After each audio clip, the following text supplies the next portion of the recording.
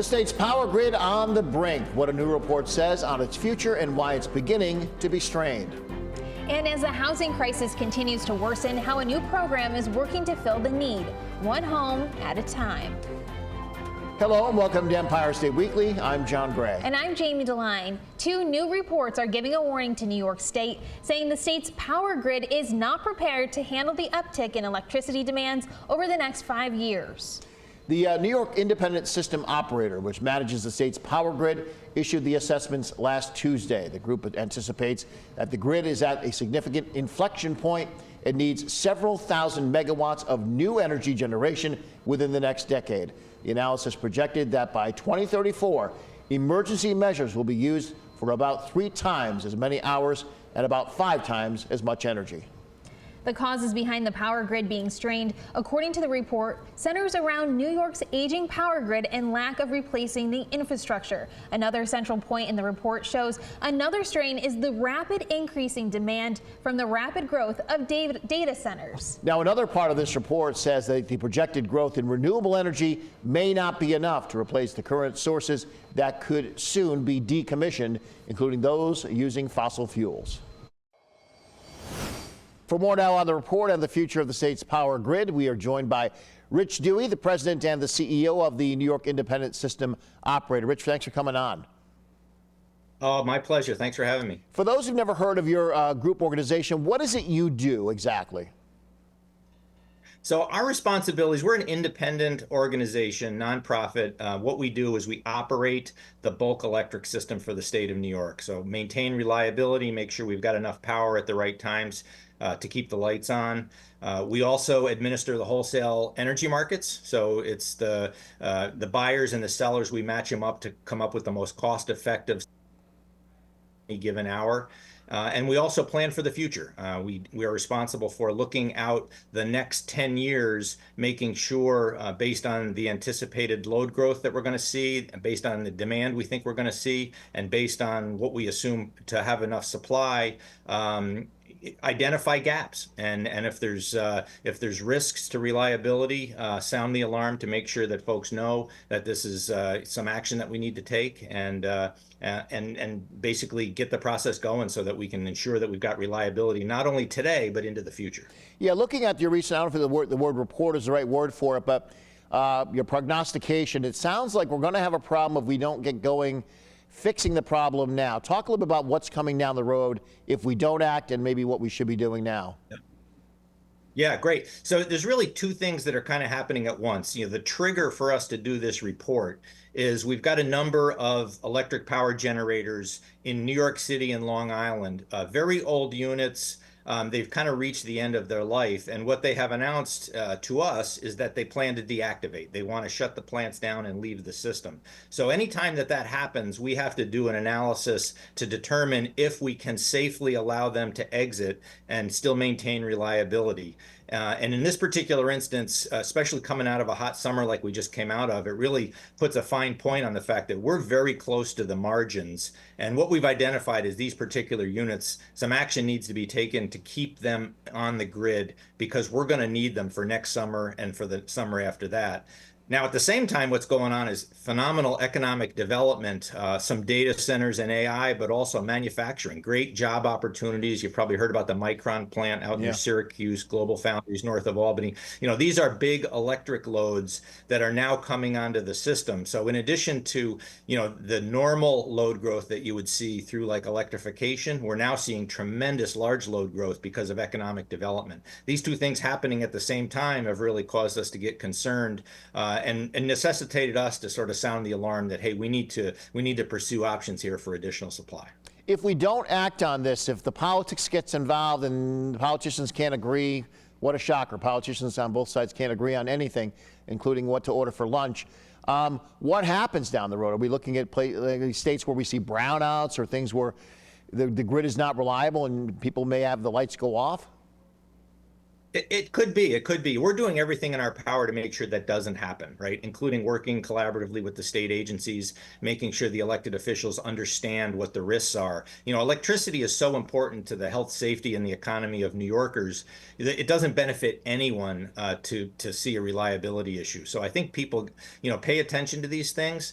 And, it's really our job to make sure that we do the studies. I mean, we're completely independent. We have no vested interest in any corporation, any electric supply, completely independent. We value that independence, and I think the stakeholders do too. And it's really just our obligation to say, hey, folks, we are in a situation here with a fragile electric system that we need to take some action. I think we've got everybody's attention. There's that, this is really a bipartisan issue to make sure that we maintain reliability of the electric grid. I wouldn't presume to put you in Kathy Hochul's head, but I was surprised as a journalist when months ago she was talking about this issue and she mentioned nuclear power. And I thought, wait, she's a Democrat. Usually Democrats want to close nuclear plants. They're just not fans of it. But it sounds like she's got an approach, at least now, of she has a word for it, almost like all hands on deck, or we have to look at everything, including nuclear. Are you getting a sense that maybe that right from the top with the governor that they are seeing, hey guys, we got a problem, we got to start being honest about what we might need to do to fix this? I do, and we can see that. She calls it the all of the above approach, which we agree with at the New York ISO. When you think about the changes we're seeing in the electric system, a lot of this transformation was spurred by the climate legislation in 2019, where specific targets for decarbonization were set for the electric sector and really the whole economy. So there's been a big push to replace a lot of the high emitting fossil fuel driven units with renewables, which is great. It cleans up the environment. It's a good, effective, efficient supply of power, but it doesn't have the same kind of reliability that some of the existing facilities have. Now, nuclear, it has the advantage of being reliable and also clean. It doesn't emit pollutants. The issue with nuclear is it's unknown about the expense. There was a lot of concern in the last few decades about the safety of it, but a lot of other nations and a lot of other localities have demonstrated, it can be safe and it is clean. It's just going to be a long-term planning effort, but it's the kind of thing that when you think about the type of resources we're going to need in the future, I think it's a really prudent move to start making a move toward thinking about nuclear, especially some of the new modern reactors that are coming out that other parts of the world have had good success with. All right, we'll have to leave it there. Let's hope some people besides me read your analysis, because it's something, like you said, we're not at the cliff yet, but we're heading towards one if we don't act. So let's hope some people pay attention to the little flare you sent up there, Rich Dewey. Thank you so much for coming on. Thank you, John. We do appreciate it. Housing crisis continues. A new program is looking to hasten new homes going on the market. We're going to talk to the Commissioner of Homes and Community Renewal on the initiative and how someone might be able to qualify. If you have a comment or story idea, please tell us about it. You can email us at news@news10.com. You can also reach out on X, formerly known as Twitter, @WTEN.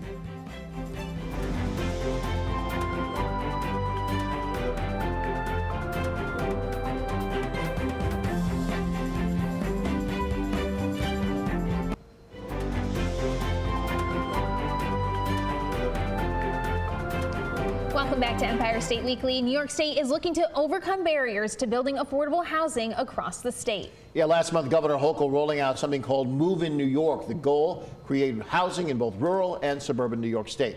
The initiative, a part of the governor's budget for this year, is looking to fill the housing shortage, which was accelerated during the pandemic. According to the nonprofit, the Regional Plan Association, New York would need to build 800,000 homes to fill the demand by 2030. Joining me now to give additional insight on the Move in New York program is Ruth Ann Wisnauskas. She's the Commissioner and CEO of Homes and Community Renewal. Thank you so much for coming on. Thank you for having me. So for people that don't know, what exactly is Move in New York for people that have no idea? Of course. So as many people know who have tried to buy a house in the state of New York, it is very hard to find one. And oftentimes the ones that you find, you can't afford. And so we launched this program as a pilot to see if we could reduce the cost of delivering single-family homes in communities and also speed up the timeline. And we did a pilot in 3 different cities around the state. It went great, and now we are launching a program to scale that to deliver 200 affordable homes in 10 or so communities around the state, to create opportunities for people to become homeowners in communities all over. Now, what kind of homes are we talking here? Are they single-family homes, 2-family homes? What do they look like? So right now we're doing 3-bedroom, 2-bath, single-family homes. They are about 1,500 square feet. They have these beautiful open kitchens and beautiful bathrooms. They come with garages. They come with actually grass and landscaping. So when you move in, it is sort of fully set up day one, like any other house would be to move into. And they're, I would say, they're beautiful houses. And how long does it take to build these homes and get the land and that whole process? Yeah, so typically it can take a developer and someone who's building single-family homes a year or 2 years or more, going through an approval process and then getting a house built. So here we really wanted to test how much we could shorten that timeline. And so these houses were delivered in about 6 months. And so that's what we're looking as we scale this pilot across the state. We are looking to be able to deliver houses in about a 6-month time frame, which we think is really exciting. And what are the qualifications if someone wanted one of these homes? What do they have to do? So the houses sell for about 80% of, or they're supposed to be affordable to a family that earns about 80% of the area median income, which is kind of a wonky term. And area median income is different depending on what part of the state that you're in, but it's meant to really get at an average or below average, the sort of low and moderate income families that want to be able to buy a house. So for example, the houses that we are selling in Syracuse and in Schenectady are selling, and in Newcomb, which is in the North Country, are selling for between $175,000 and $215,000 so we're looking sort of to sell houses in about that range, which for anyone who's looked to buy a house recently, it's very hard to find a brand new house priced at that level. Absolutely. And what else would you like people to know about this program that maybe they don't quite know yet? I think this is really an example of the governor and the state really trying to work on increasing the supply of housing across the state. We know that people have a hard time finding places to rent and places to buy. And when they do, sometimes those places aren't of the quality they want them to be. So we're really excited to be able to deliver affordable homes faster to people in communities across the state. And it can be for seniors looking to downsize, for people looking to buy their first home. I think the home that we sold in Schenectady is a multi-generational family. So really looking to have that opportunity be available to all New Yorkers who are looking to be homeowners. What makes this program different than other home ownership programs that the governor has put forth? So we do a lot in the homeownership space, but predominantly at the state, we provide mortgages to first-time home buyers, and we've been doing that for decades. And we realize that even though we can provide affordable mortgages to first-time home buyers, they can't always find houses to buy. So this is really our effort to supply single-family affordable homes across the state, and we haven't really done that before. So we're really excited to be doing it. And money for this program came from the state budget, correct? Yes. Last year, we got $50 million in the state budget to look at innovations, and this is a product of that. And for people who are wanting to buy their first home, what advice would you share with them?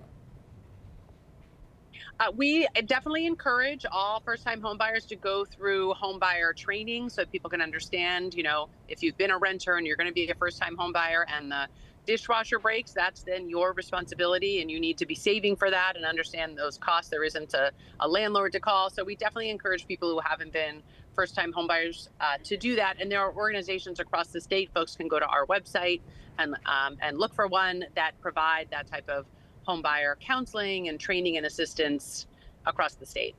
All right, we'll have to leave it right there, Commissioner. Thank you so much. We really appreciate your time. Thank you so much. The fallout is continuing after multiple messages from the Young Republicans were published, sparking bipartisan condemnation.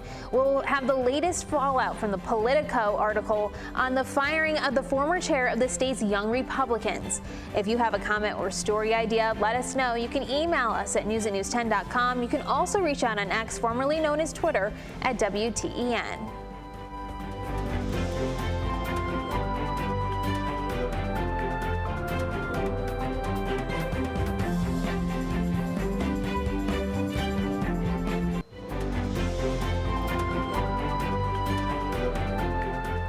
Welcome back. A new political investigation revealed that leaders of several young Republican groups across the country reportedly sent hundreds of racist text messages.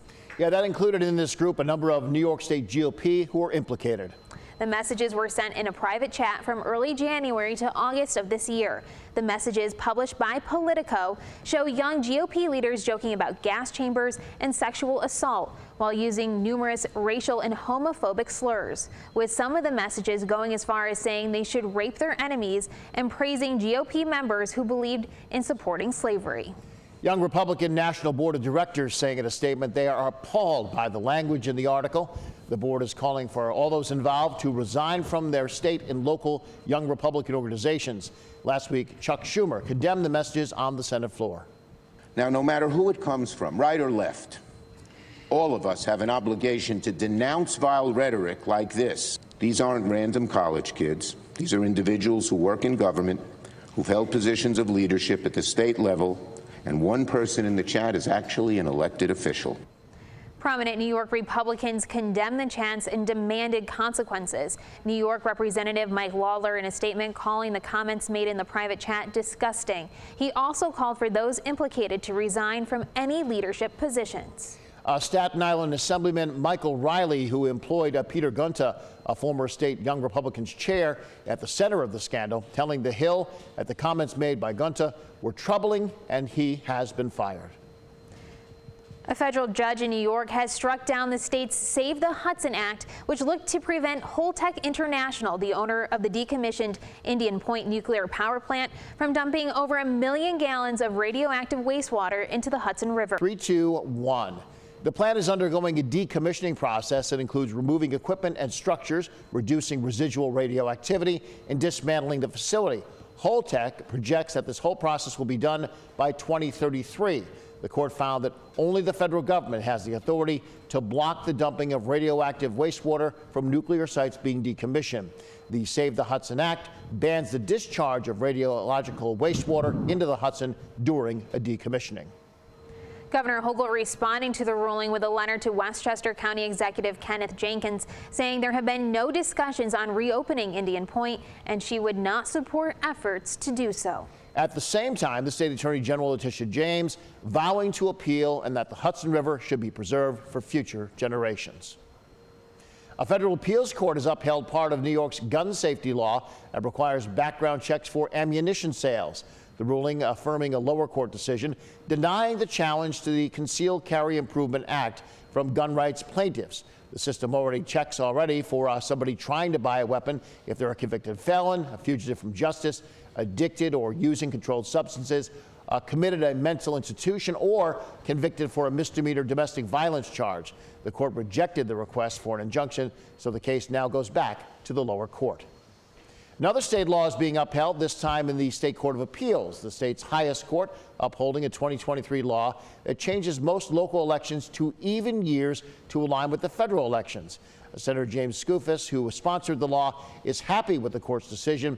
He says the law is a net benefit for the state as it will surge voter turnout and save the state millions of dollars.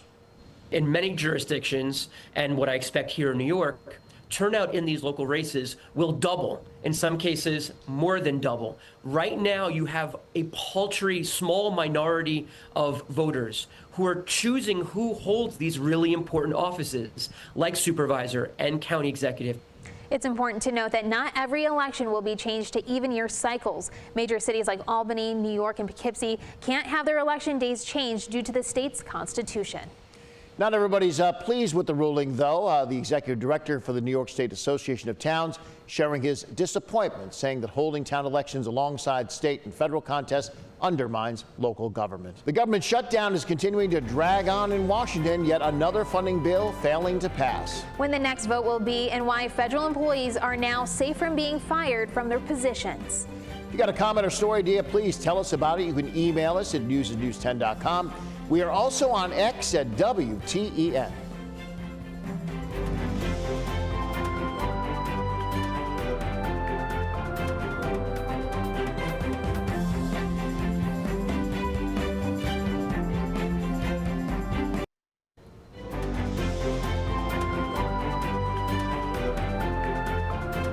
Finally, in Empire State Weekly, the government shutdown stretching now into its 19th day. No deal to reopen the government was made this week. The 10th government funding bill vote failed to pass on Thursday. And while federal employees are still working without pay and furloughs, they won't be laid off for now, as a district judge has paused layoffs for the Trump administration, citing the layoffs as unlawful. Around 4,000 federal workers were at risk of being laid off prior to this ruling. For now, from all of us here on Empire State Weekly, we'll see you next week. And don't forget, you can watch this show, Empire State Weekly, all over New York State. Here's the full schedule of the show on 10 television stations across the great state of New York.